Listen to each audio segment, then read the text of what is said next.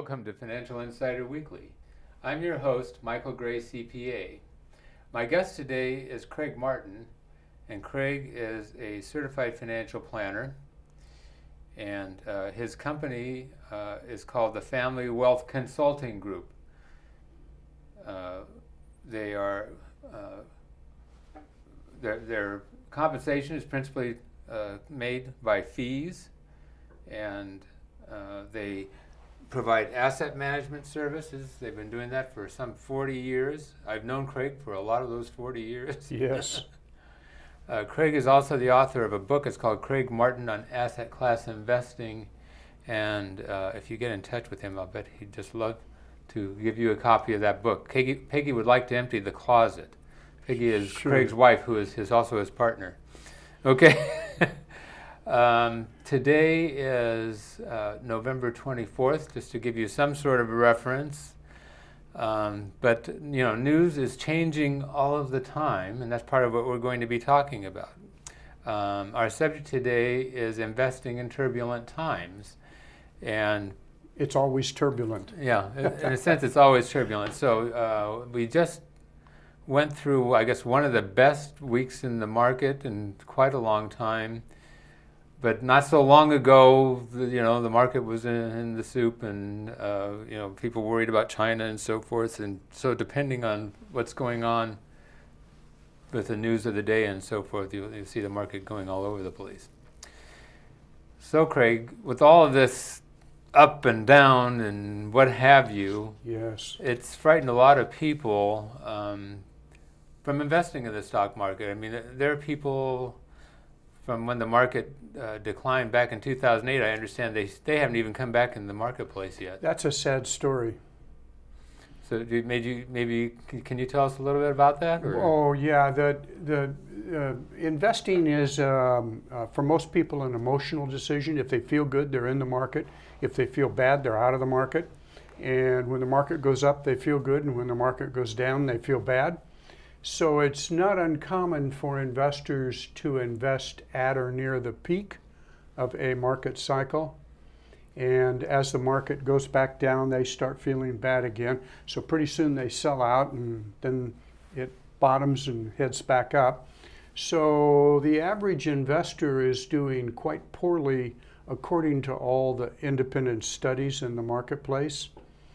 Most studies are showing that if a mutual fund or the market earns whatever, 10%, that the average investor is only earning about a quarter of that, or less than 3%.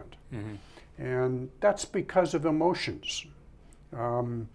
We tend to make investment decisions based upon a brain that was patterned for hunting and gathering.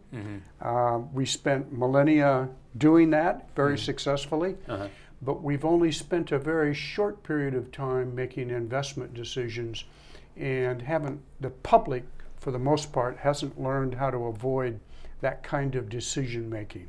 Yeah. So it's a sad indictment when the markets do a normal cycle up and then back down, and investors get in at the top and out at the bottom consistently.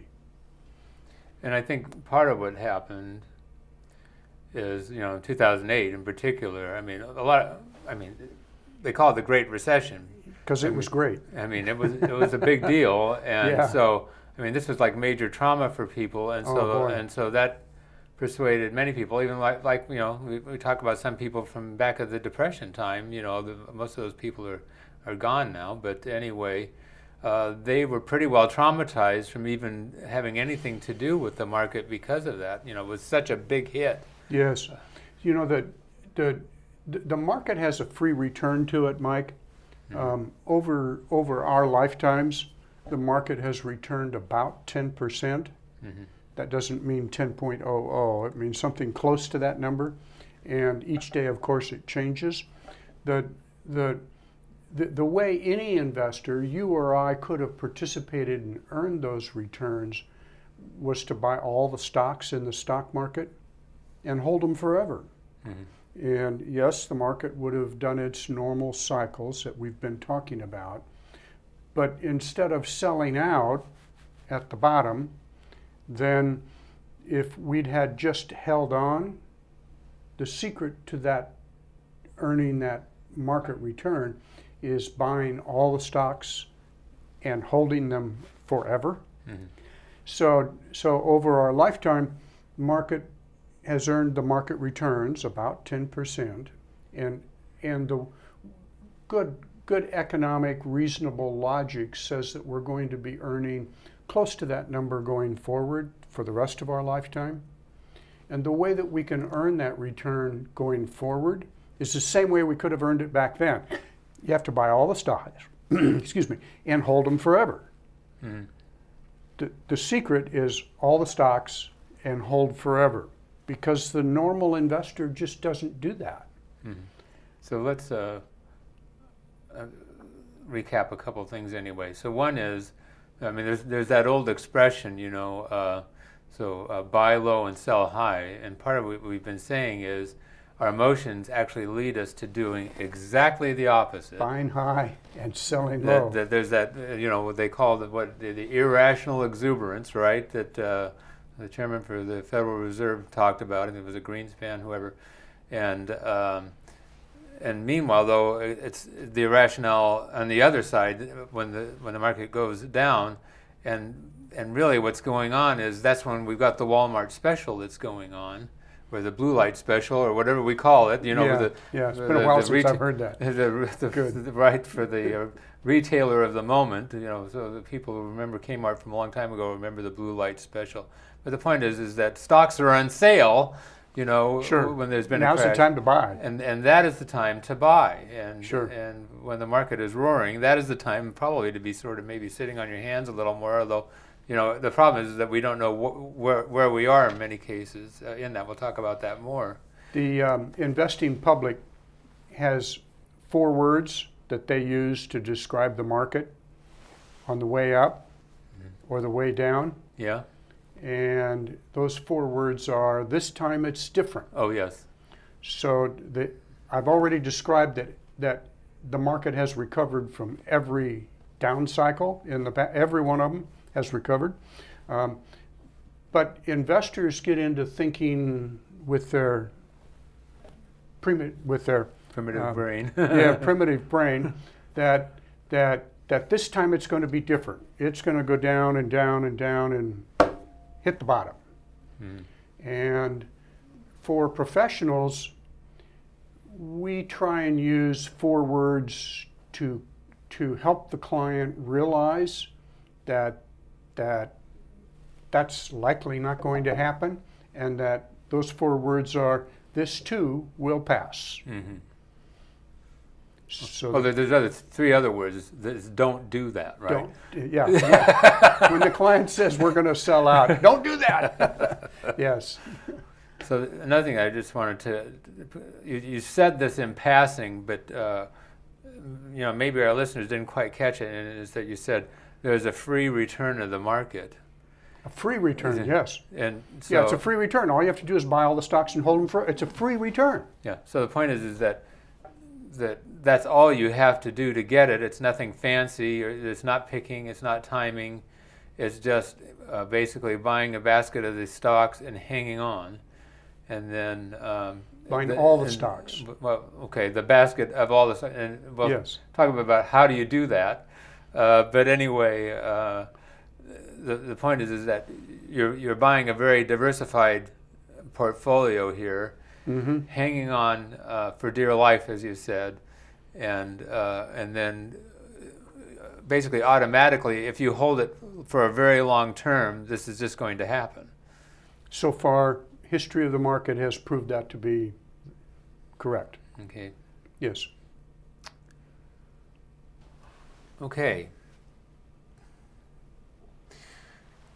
So maybe you can talk, I don't know if you have this quite in your head, but it has to do with this idea of timing the market. Yeah. And so, you know, being in just the ups and out of the downs. Right. Yes.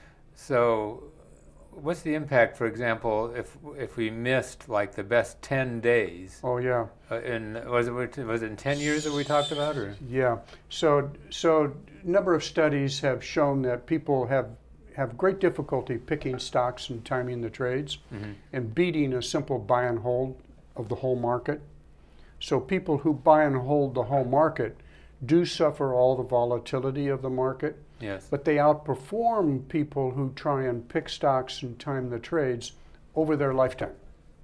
So over any short time horizon, a market picker or stock picker or market timer can greatly outperform or underperform the basket of all the stocks in the market. But over the lifetime of every investor, those market timers, stock pickers, have underperformed. The difficulty of getting the returns of the marketplace by picking individual stocks is actually very, very difficult. About 25% of the total market determine between 90 and 95% of the total returns. The other 75% are flat or negative. So for us to be able to know in advance what stocks to pick and when to buy them is quite difficult, and so far unsuccessful for the people that have done it professionally. Right.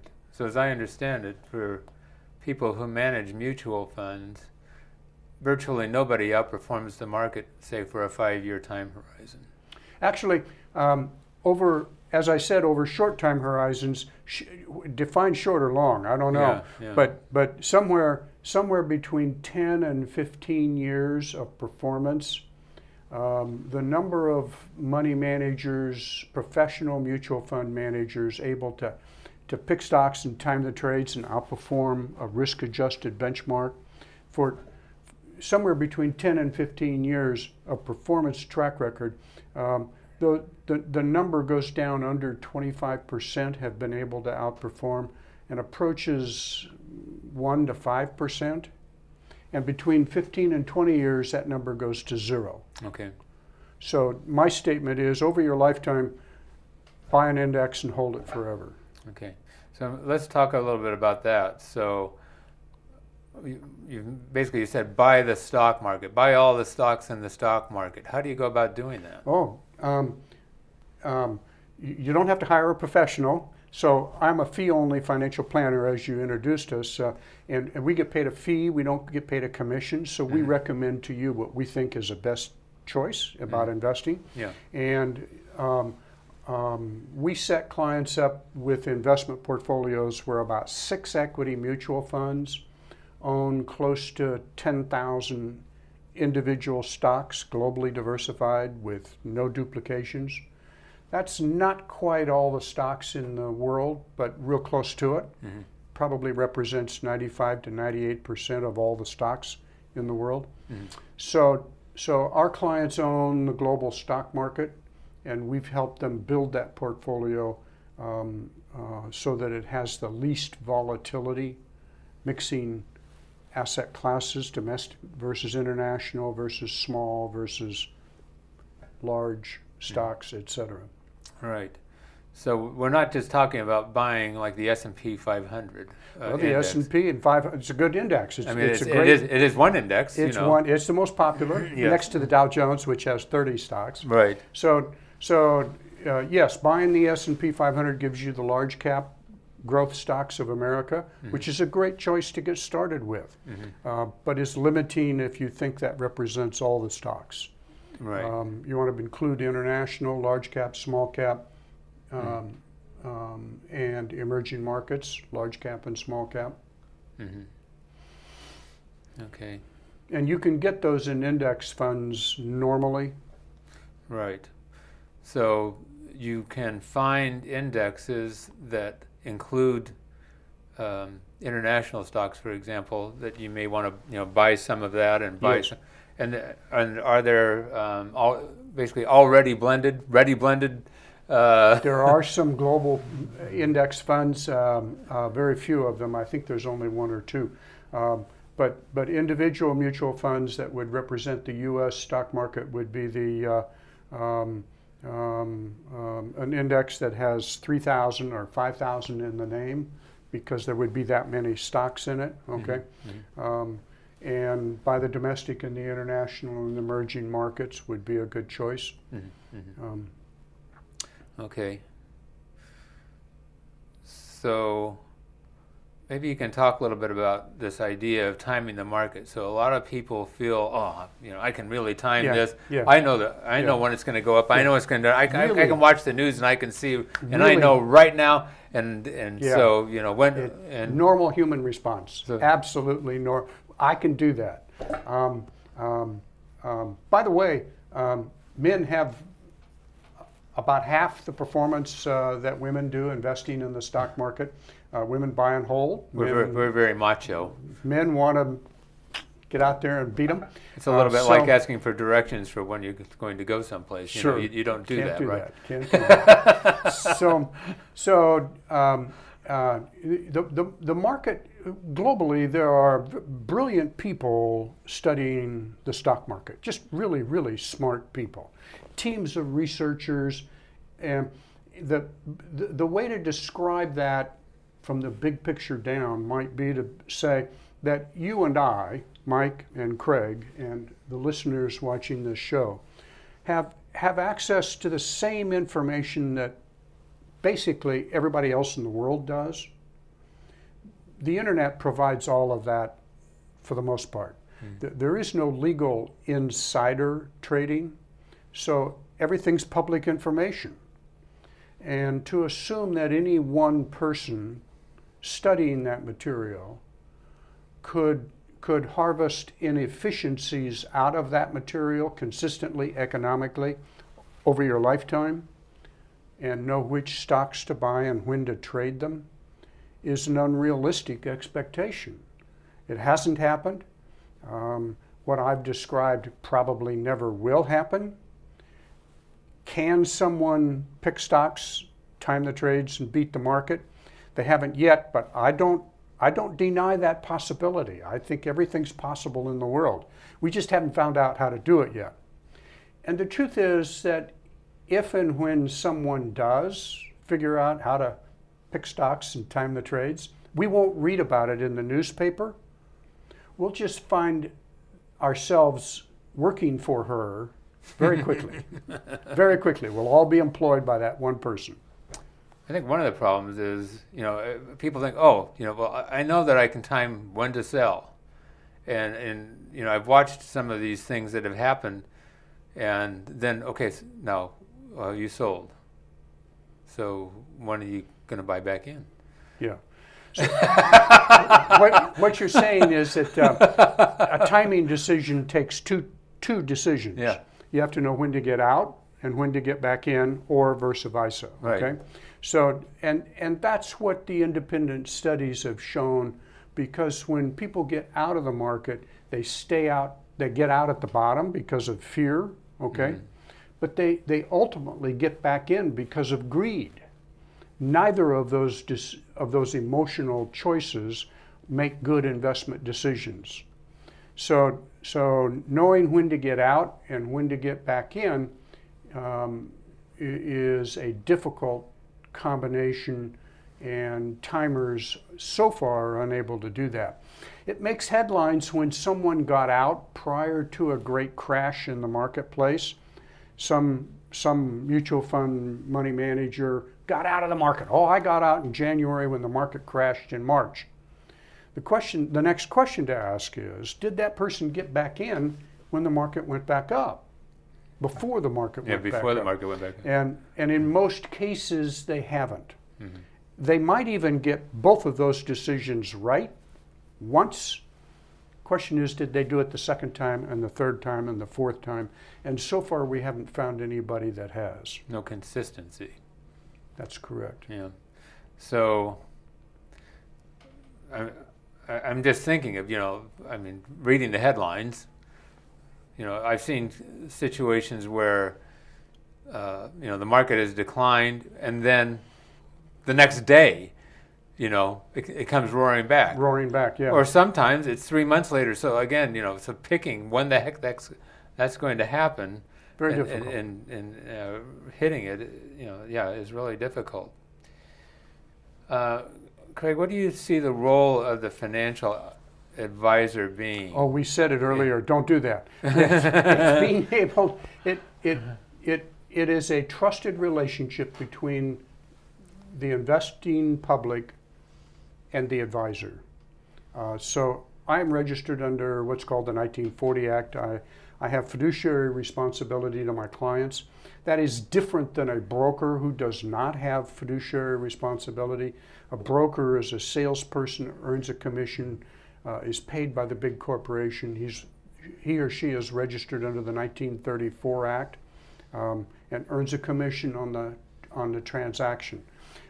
We charge a fee for the amount of assets under management or the job that we're doing, the advice and counsel that we're giving. So we don't have a vested interest in selling anything. So the difference is that we sit on the same side of the table as the client. We're working with the client, for the client. By law, we have a fiduciary responsibility to that client, give the best advice and counsel without any conflict of interest and no hidden agenda. Everything has to be fully disclosed, fees, costs, everything. That develops a trusted, we hope that develops a trusted relationship. In our client base, Peggy and I have less than a 1% turnover of clients. In the brokerage business, that might average 25% of the customers come and go every year. We keep our clients for a long period of time because we develop that level of trust.